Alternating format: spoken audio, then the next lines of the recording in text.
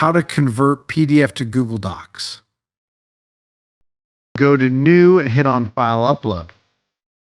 Now upload your PDF file on your Google Drive.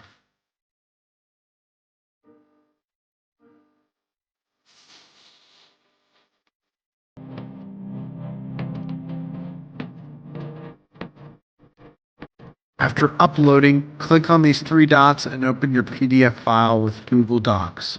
It takes some time to open. Yes, now you can see the PDF file is fully converted to Google Docs.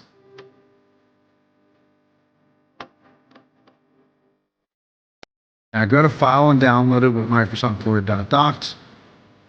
Choose Folder, give it a name, and hit on Save.